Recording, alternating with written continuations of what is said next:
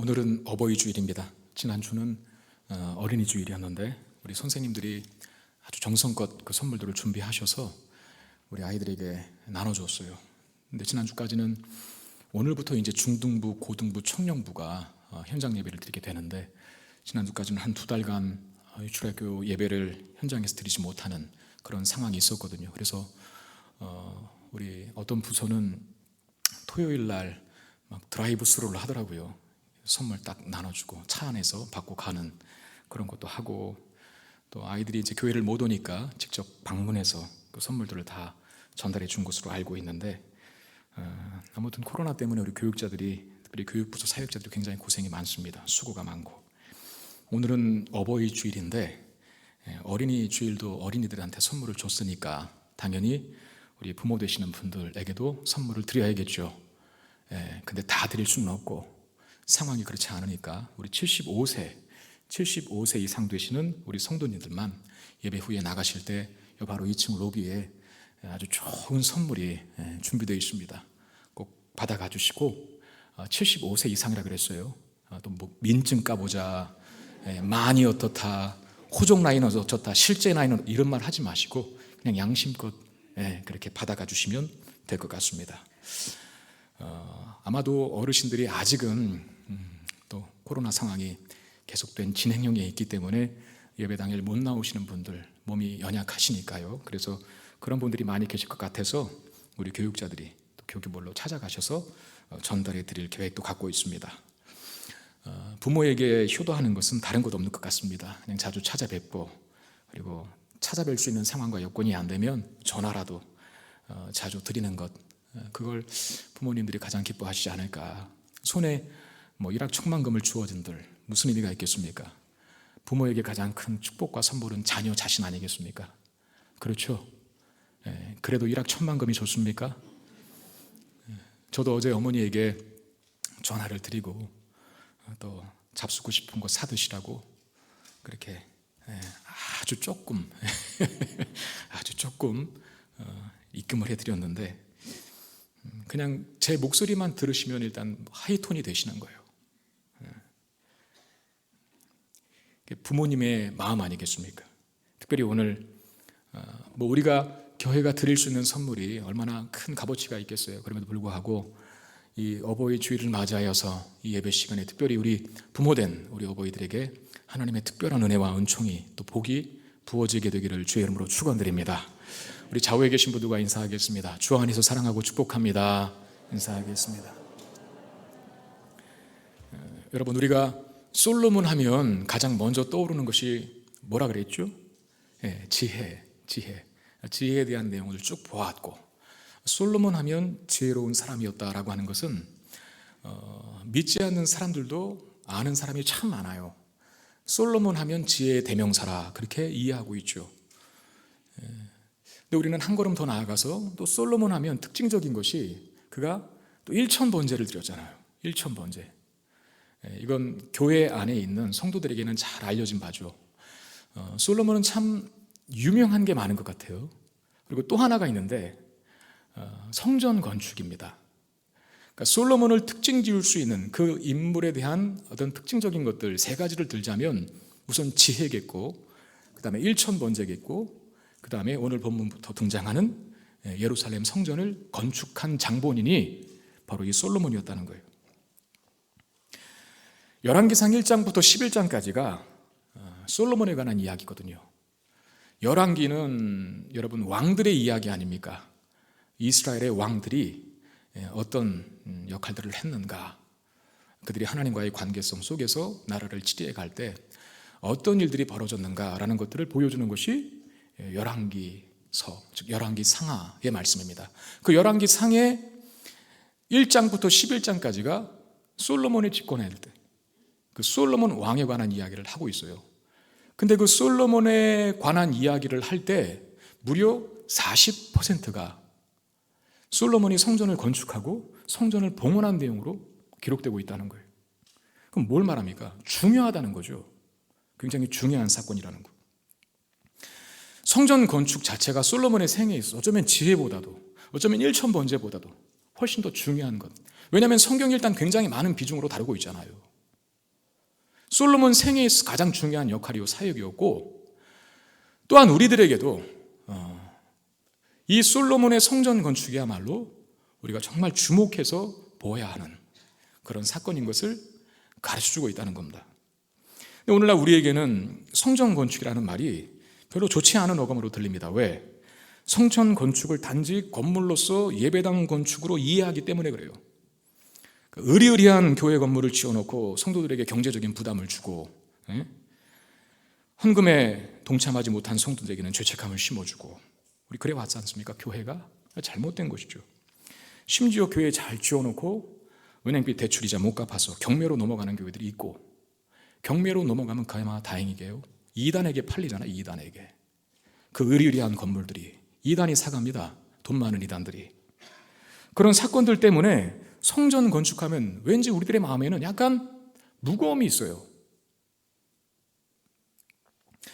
근데 여러분, 성전 건축은 정말 중요한 겁니다. 단지 우리가 건물을 짓는 것으로의 성전 건축을 이해하면 안 돼요. 성경이 그토록 강조하고 있는 성전 건축이 우리에게 시사하는 메시지는 뭡니까? 우리의 신앙을 그렇게 세우라는 거예요. 오늘 제목이 영적 성전을 건축하라 그거든. 구약이 그토록 강조했던, 여러분 구약은 성경이 아닙니까? 신약만 성경입니까? 예수 그리스도께서 성취하신 성전이니 구약의 성전 건물은 정말 값어치 없게 쓸데없고 타락의 온상이었다, 그러니 거들떠보지도 말자, 이러고 끝나면 되는 겁니까? 아니요. 우리에게도 동일한 아주 중요한 메시지를 주고 있어요. 건물로서 지어지는 성전 건축을 보고 우리도 교회 건물 예배당 잘 짓자, 이런 차원이 아니라 우리의 영적 성전, 우리가 성령이 거하시는 성전이라 그랬잖아요. 우리 자신의 신앙을 어떻게 잘 세워갈 수 있는가 하는 것들을 가르쳐주고 있는 것이 성전 건축이 시사하는 메시지입니다. 성전은 하나님의 임재를 상징합니다. 그리고 거기서 속죄를 상징하는 제사가 드려지고 예배가 진행돼요. 죄를 사하는 속죄. 죄인이 제물 끌고 가서 자신의 죄를 제물에게 전가받고 그 제물이 자기 대신해서 죽잖아요. 그게 구약의 성전에서 치러졌던 제사거든요. 왜 그렇게 합니까? 왜 그런 잔인한 짓을 합니까? 왜 피를 흘려야 합니까? 우리의 죄를 속하기 위해서 그런 거예요.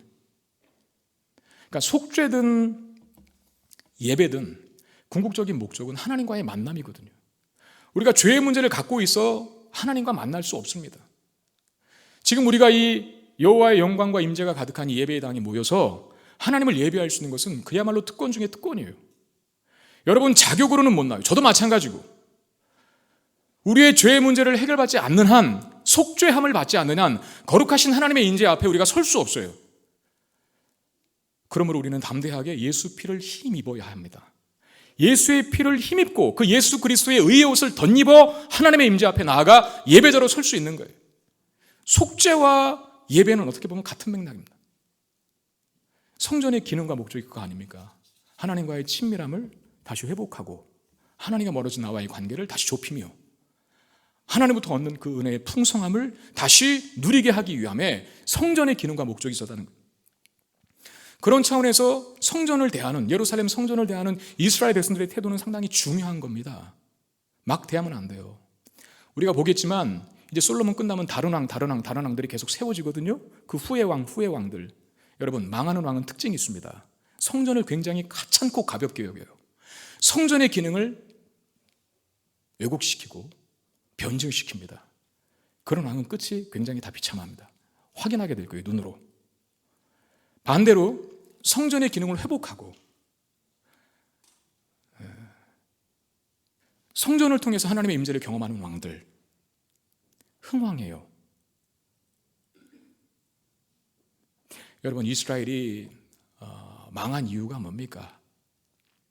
왜 바벨론 포로로 잡혀가고 그렇게 패배해야 했습니까? 결국은 성전의 기능의 왜곡, 변질이 때문입니다.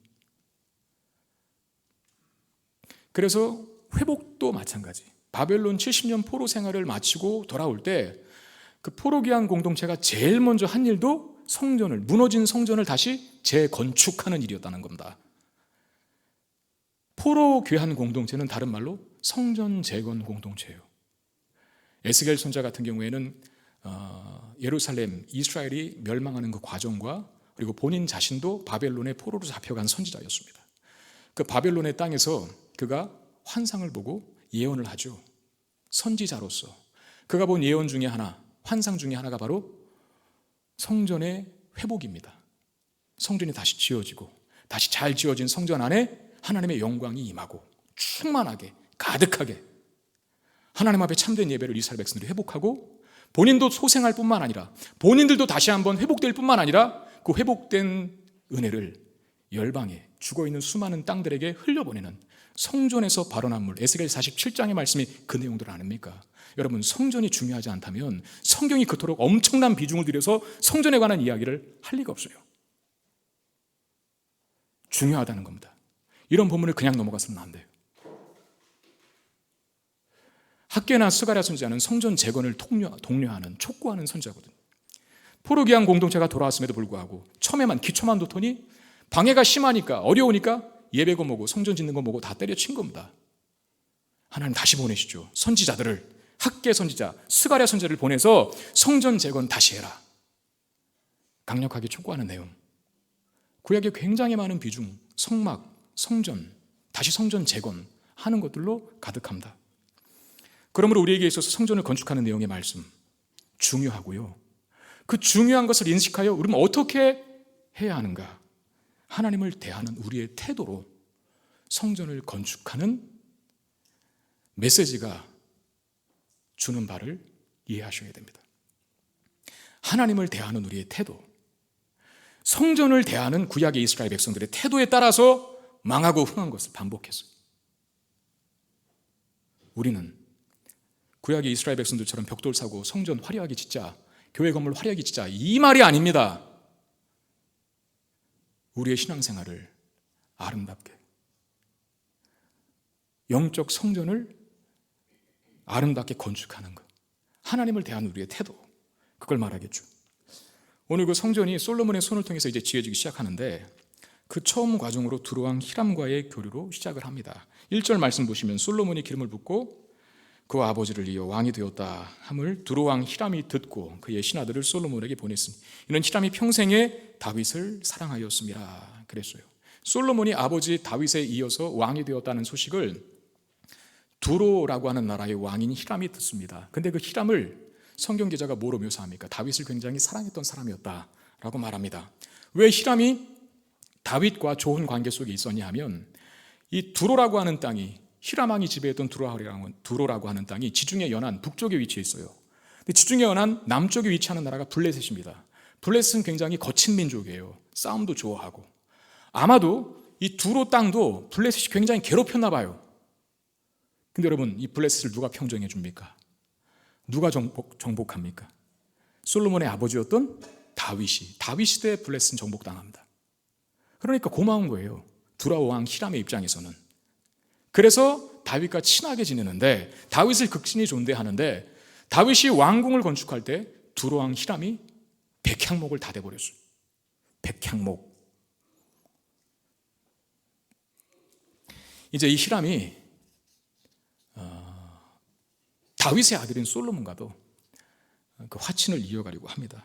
근데 솔로몬도 그에 화답하고 두로 왕 히람에게 사신을 보내어서 성전 건축과 관련된 이야기를 꺼내는데 3절 말씀 보면 당신도 알거니와 내 아버지 다윗이 사방의 전쟁으로 말미암아 그의 하나님 여호와의 이름을 위하여 성전을 건축하지 못하고 여호와께서 그의 원수들을 그의 발바닥 밑에 두시기를 기다렸나이다 그랬습니다. 여러분, 성전 건축의 최초의 소원은 아버지 다윗이 가진 거였습니다. 솔로몬이 짓기는 했지만 그 아버지 다윗이 성전을 짓고 싶어 했죠. 다윗이 어떤 상황에서 무슨 마음으로 성전을 건축할 마음을 먹게 됩니까? 사무엘하 7장 1절 2절에 이런 말씀이 있었습니다. 여호와께서 주위의 모든 원수를 무찌르시다 왕으로 궁에 평안히 살게 하신 때에 왕이 선지자 나단에게 이르되 볼지어다 나는 백향목 궁에 살거늘 하나님에게는 휘장 가운데에 있도다. 나는 백향목 궁에 사는데 하나님의 법궤, 즉 하나님의 임재를 상징하는 그 법궤는 커튼 속에 아주 초라하게 가려져 있구나. 다윗의 말이에요. 내가 하나님의 은혜로 이 엄청난 은혜와 복을 받았는데 정작 나에게 그런 은혜와 복을 주신 하나님은 저렇게 초라하게 놓여 있구나. 법궤를 보면서 그런 마음을 먹은 거죠. 시편 116편 12절에 다윗이 이런 고백을 합니다. 우리 한번 같이 읽어볼까요? 시작. 내게 주신 모든 은혜를 내가 여호와께 무엇으로 보답할까? 여러분들에게 부탁드립니다. 성경 암송을 잘 못하시는 분도 이 구절만큼은 반드시 오늘 암송하고 가시기를 바랍니다. 우리 많은 성경 구절을 암송하지만 여러분, 이 성경 구절을 암송하고 계신 분 혹시 있나요? 하나님 나를 위로하시고 하나님 나를 복주시고 하나님 나를 잘되게 하시는 그런 성경 구절들은 아주 죽기 살기로 암송을 하는데 내게 주신 모든 은혜를 내가 여호와께 무엇으로 보답할까? 이 다윗의 고백, 오늘 우리의 평생의 고백이 되게 되기를 바랍니다. 다윗이 이 마음 잘못된 거 아니잖아요. 여러분, 은혜 받으면 하나님 앞에 드리고 싶은 것이 당연한 거예요. 내가 하나님 앞에 많은 복을 받았으면 하나님을 위해서, 하나님의 영광을 위해서, 하나님 나라를 위해서 살고 싶은 것이 당연한 수순이고 과정입니다. 근데 하나님은 다윗이 성전을 건축하는 것은 허락지 않으셨어요. 왜? 오늘 솔로몬이 했던 말처럼 전쟁의 시대를 살았던 사람이 바로 다윗이었기 때문에. 다윗은 전쟁을 많이 했어요. 다윗이 왕으로 집권기였을 때 그야말로 많은 전쟁들이 있었습니다. 여러분, 전쟁이라고 하는 것이 단지 두 글자가 아닙니다. 한 나라가 전쟁을 치르는 과정 속에 있다고 한번 생각해 보세요. 모든 나라의 역량을 다 전쟁에 쏟아야 돼요. 그렇지 않습니까? 물자군, 인력이군, 자원이군 다. 성전 건축은 대충 하는 게 아닙니다. 여러분, 다윗이 대충 뭐 하나 건물 지으려고 하나님 앞에 이런 마음 먹이겠습니까? 아주 웅장한 성전을 지어드리고 싶은 마음이 있었겠죠. 그런데 전쟁통에 성전 건축에 집중할 수가 없어요. 하나님 그걸 아셨습니다. 그리고 또 하나,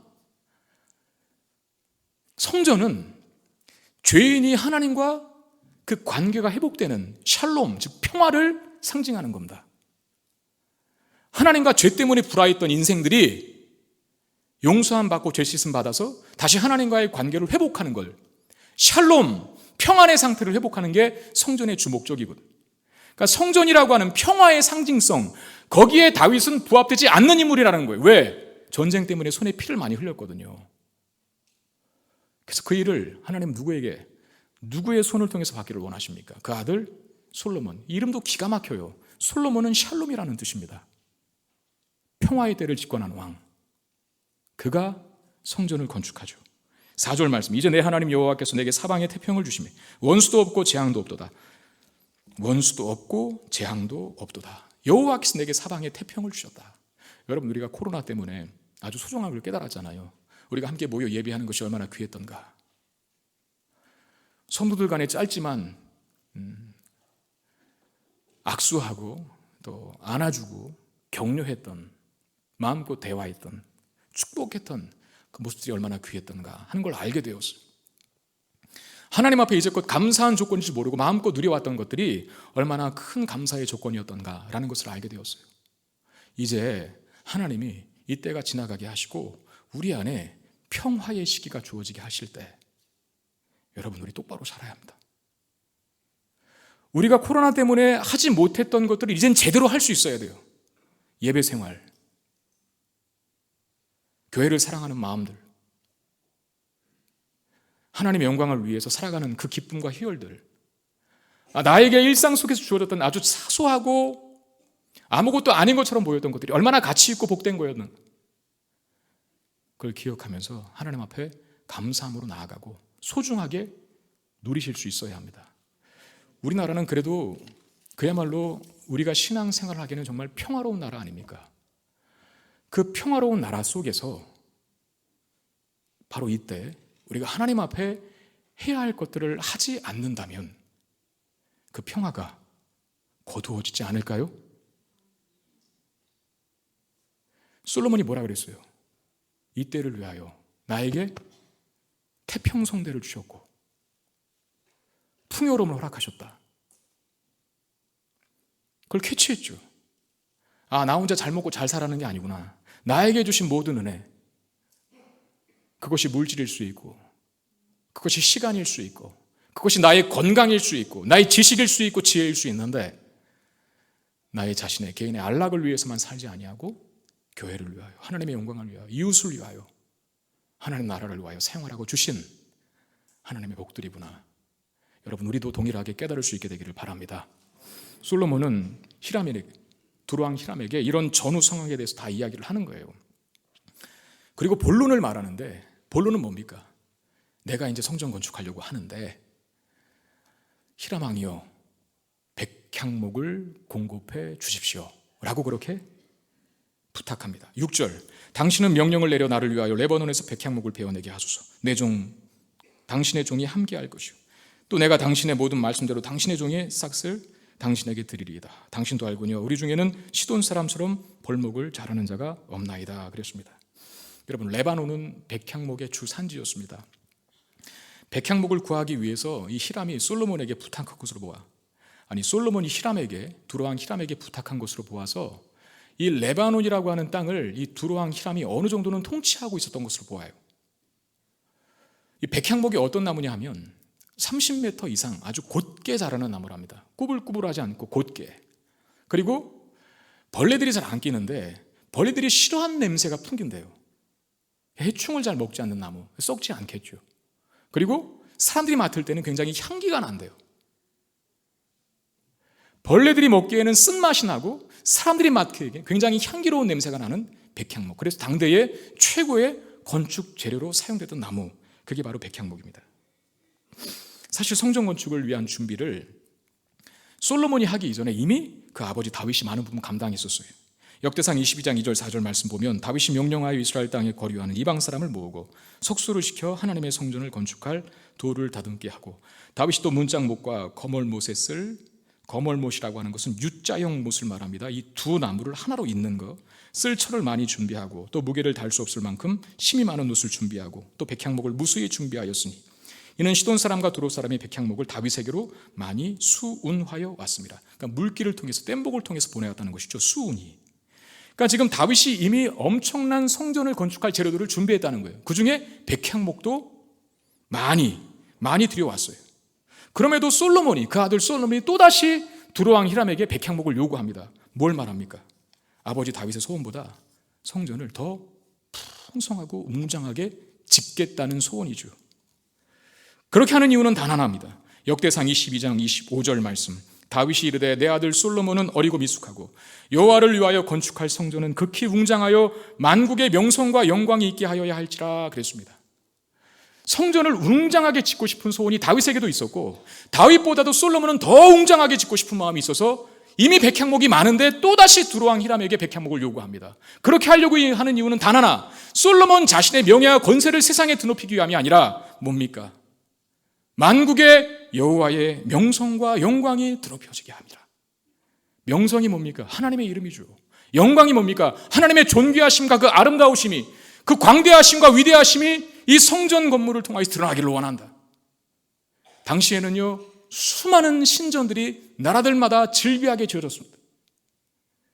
다윗이나 솔로몬이나 인생이 믿고 섬겨야 할 경배의 대상은 오직 하나님 한 분밖에 없는데, 한낱 우상을 섬기는 저 신전들보다 예루살렘의 성전이 못해서 되겠느냐? 그런 마음 아니었겠습니까? 내가 사랑하는 아들, 내가 못 먹어도 먹여주고 싶은 거예요. 부모 입장에서는 그렇잖아요.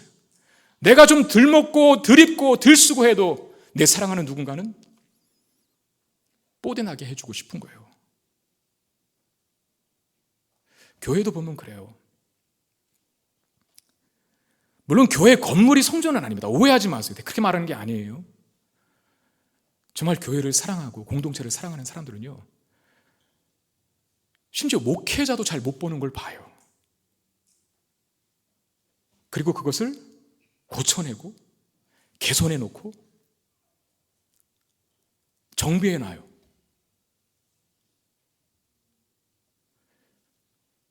교회를 사랑하지 않으면 그런 말이 안 되죠. 그런 행동이 안 나옵니다. 관심이 있으니까, 사랑하니까, 내가 몸담고 있는 교회니까. 솔로몬이나 다윗이나 웅장하게 성전을 지어드리고 싶은 마음, 하나님의 영광이 만국에 찬란하게 드러나기를 원하는 소원.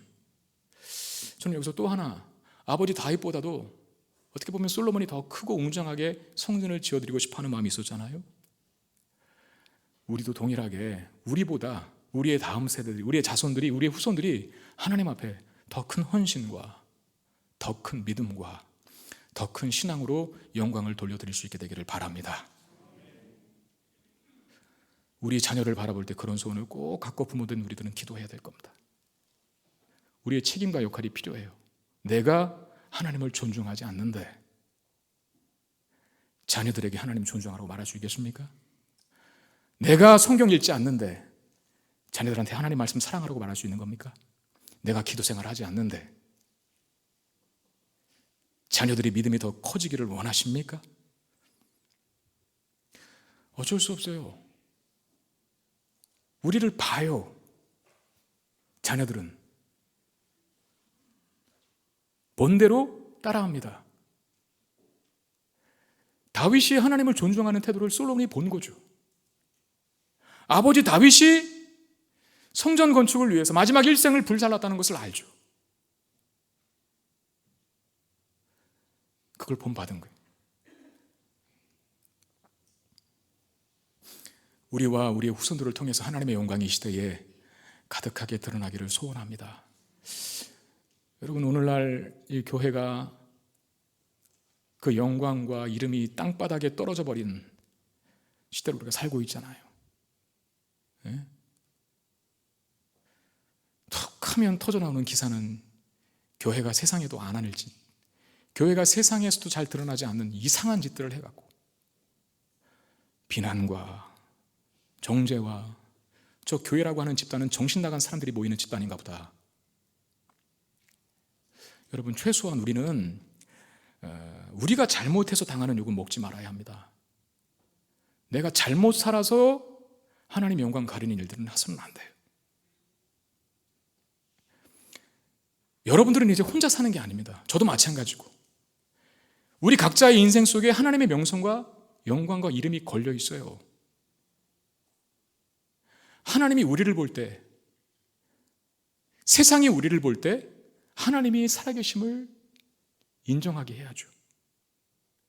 세상이 우리를 볼 때 하나님이 살아계시다는 사실을 더 못 믿게 만들면 어떻게 하겠습니까? 지금 이 시대는 우리를 통해서 하나님의 영광이 드러나기보다 우리를 통해서 하나님의 영광이 가려지는 일들이 더 많은 것 같습니다.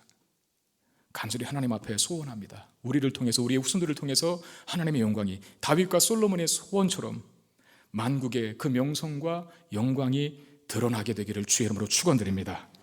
그 영광이 다시 회복되기를 기도하십시오. 우리의 삶을 통해서 하나님의 영광이 다시 드러나기를. 백향목을 얻기 위한 이 솔로몬과 또 히람과의 거래가 성사가 되는데 그 둘이 조약을 맺습니다. 근데 그런 결과를 얻게 된 이유를 저자가 이렇게 설명을 해요. 5장 12절 말씀 보시면 여호와께서 그의 말씀대로 솔로몬에게 지혜를 주신 고로 히람과 솔로몬이 친목하여 두 사람이 함께 약조를 맺었더라 라고 말합니다. 여러분, 솔로몬과 히람의 거래가 성사가 되고 둘이 서로 약속을 합니다. 잘 결실이 맺어진 겁니다. 근데 성경 기자는 그것을 솔로몬이 탁월하게 뭔가를 잘했기 때문이다, 협상력이 좋았기 때문이다 라고 말하지 않고 하나님께서 그에게 지혜를 주셨기 때문이다 라고 그렇게 논평을 내리고 있어요. 이게 뭘 말하는 겁니까? 여러분, 우리가 선한 마음을 품고 하나님의 일을 하기 시작하면 하나님은 그 나머지 필요한 모든 것들을 채워주시고 공급해 주신다는 거예요. 내가 아무것도 없어도 하나님 앞에 선한 마음을 먹으면, 여러분, 솔로몬도 사실 성전 건축을 5절 하반절에 뭐라고 했습니까? 내가 내 하나님 여호와의 이름을 위하여 성전 건축하겠다 그랬잖아요. 하나님 여호와의 이름을 위하여 하겠다 그랬어요. 이 마음을 받으셨을 때 그 일을 위해서 필요한 모든 것들을 채워주시는 하나님이시라는 것입니다. 오래된 일이지만 제가 한번 이야기했던 것 같아요. 성문교회 부임하기 전에 그 얼마나 가슴이 두근반 세근반 했겠습니까? 네, 안 가본 길을 가야 되는 건데 마음에 기쁨도 있었어요. 그리고 설레임도 있었어요. 그러나 반대로 부담도 있고 두려움도 있고 불안함도 있었어요. 제가 잘 아는 분, 은사에게 전화를 했습니다.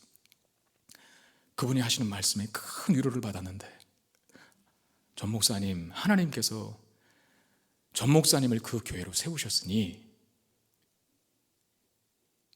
그 교회에서 사역할 때 감당할 필요한 모든 것들을 반드시 하나님께서 허락하실 것입니다.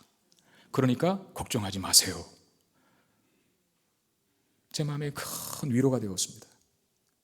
그 말씀 붙들고 여기까지 왔어요. 조금만 있으면 3년 차가 됩니다. 뒤돌아보니 맨 땅에 헤딩하지 않았더라고요. 하나님이 다 앞길을 예비해 놓으셨더라고요.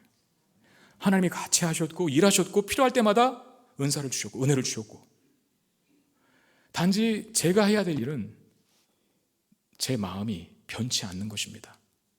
솔로몬의 고백처럼 내가 내 하나님 여호와의 이름을 위하여, 그것이 바뀌어갖고 내가 나를 위하여로 바뀌면 안 돼요.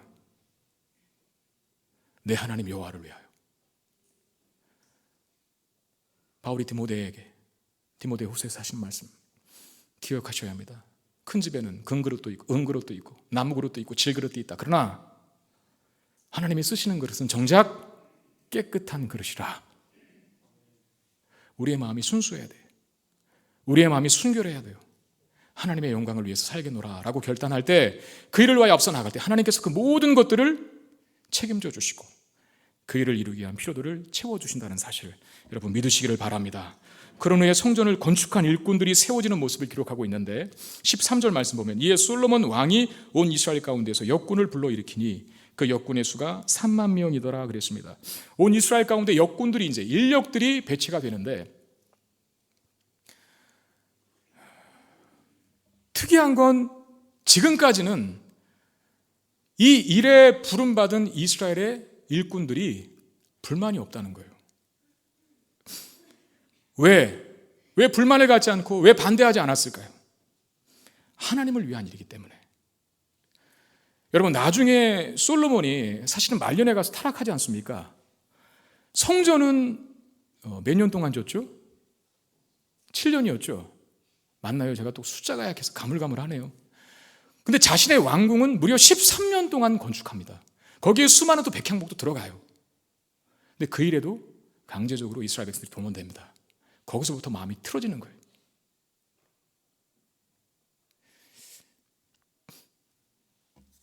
하나님의 백성들의 특징은 하나님의 영광을 위한 일을 하자고 할 때에는 기쁨으로 그 일을 섬긴다는 특징이 있어요. 왜? 하나님께서 나에게 뭘 주신지를 알고 있거든요.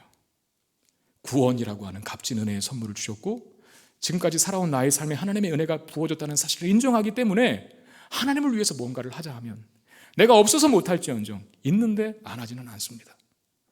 지난번 한몸사랑 축제를 통해서 한몸사랑 나눔 운동을 통해서 많은 분들에게 하나님의 위로의 통로가 되어드렸는데요, 지금 다 사실 어려운데 그 어려운 가운데서도 정말 힘에 과하게 내신 분도 계셨어요.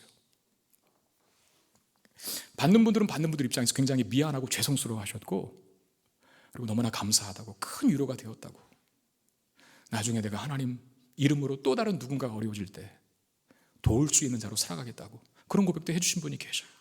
근데 정말 자영업하시는 어떤 분들은 본인이 지원받아야 할 대상임에도 불구하고 그거 거절하시고, 심지어 더 많이 그 모금에 동참하시는, 여러분 세상에 어떻게 그런 일이 일어날 수 있습니까? 우리는 뭐 하나 안 받으면 뭐 하나 꼭 받아야겠다, 뭐 하나에서 소외가 되면은 따지고 청원하고 꼬치꼬치 캐묻고 불만해가고 시위하고 데모하는 게 우리들. 근데 교회는 안 그래요. 안 받을 뿐만 아니라 자기의 없는 것에서 있는 것을 또 구별하여 드리는, 어떻게 그렇게 가능할까요? 하나님의 일이기 때문에. 하나님의 일을 하면 세상의 그 어떤 성취로도 누릴 수 없는 그 희열이 있는 거거든요. 하나님께서 주시는 보람과 만족이 있거든요. 그게 교회라고 하는 것이죠. 성전 건축을 위한 엄청난 인원들이 동원될 때 누구도 반대하지 않고 기쁘게 동참했다는 거예요. 모세가 성막을 지을 때에도 수많은 이스라엘 백성들의 헌신이 있었고, 성전의 원형이 성막 아닙니까? 그리고 다윗이 성전 건축을 위한 재료를 준비할 때에도 많은 사람들이 그 일에 동참했어요. 그러면서 이렇게 말합니다. 역대상 29장 9절에 백성들은 자원하여 드렸으므로 기뻐하였으니 곧 그들이 성심으로 여호와께 자원하여 드렸으므로 다윗 왕도 심히 기뻐하니라. 드리는데 기뻐할 수 있는 곳, 그게 교회입니다.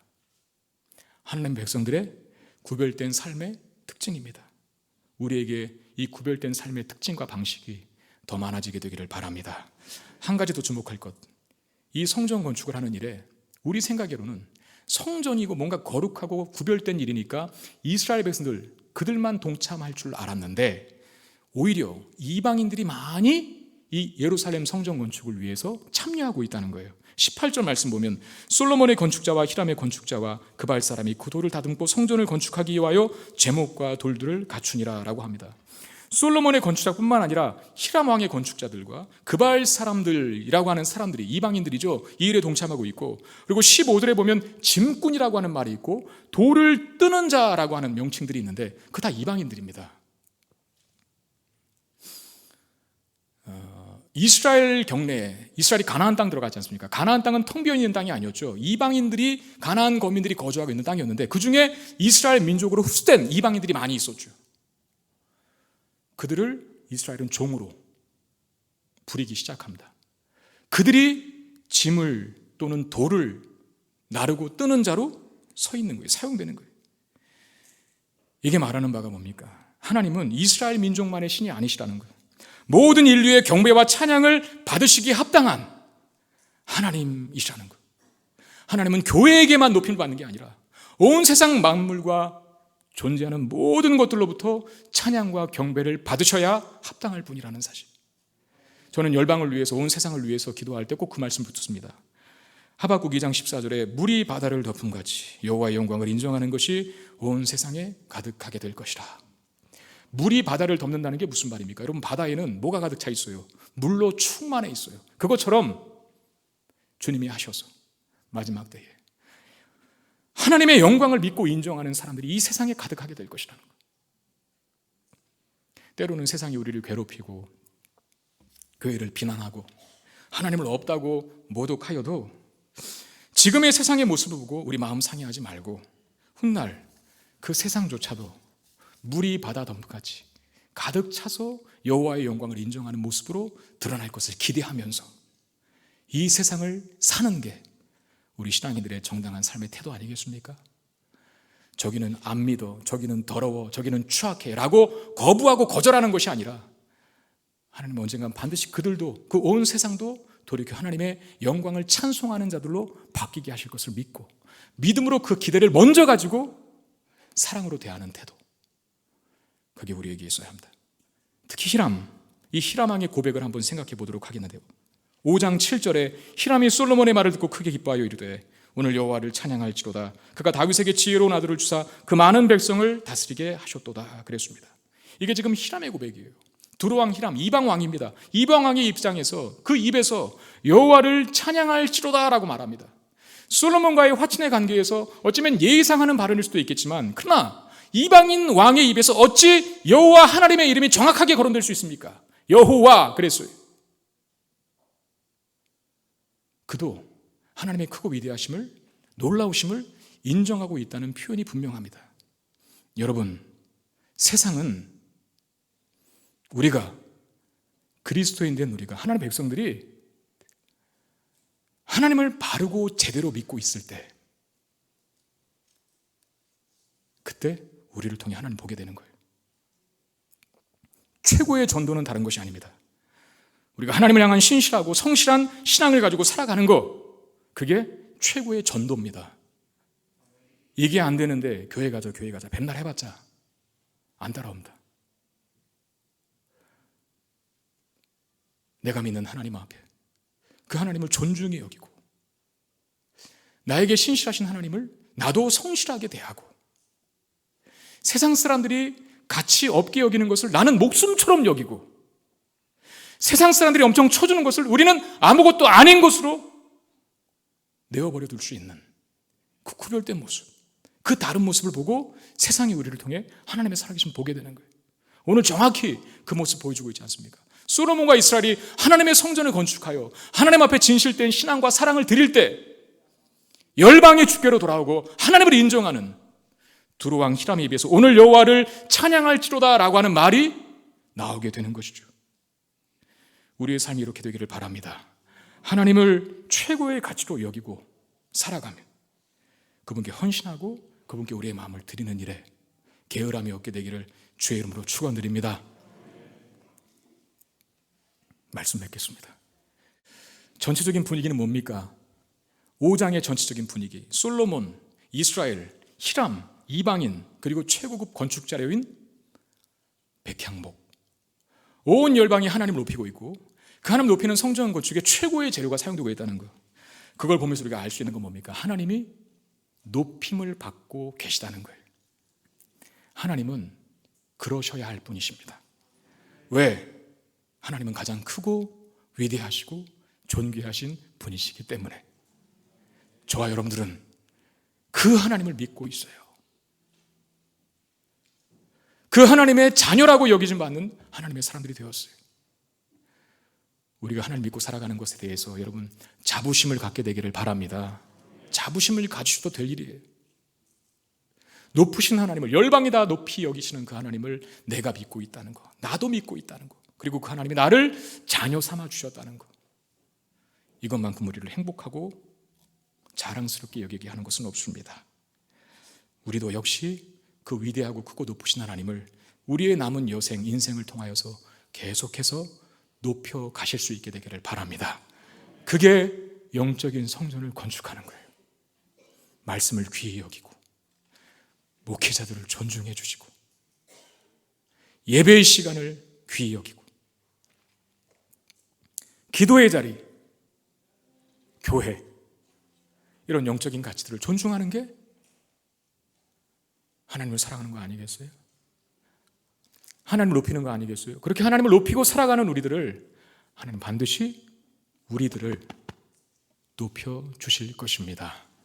우리를 통해 높아진 하나님께서 우리를 높여주신다는 그 사실을 기억하고 우리의 평생에 하나님의 위대하심과 크고 높으심을 찬양하며 경배하며 찬송하며 살아가는 저와 여러분들이 되시기를 주의 이름으로 축원드립니다. 기도하겠습니다.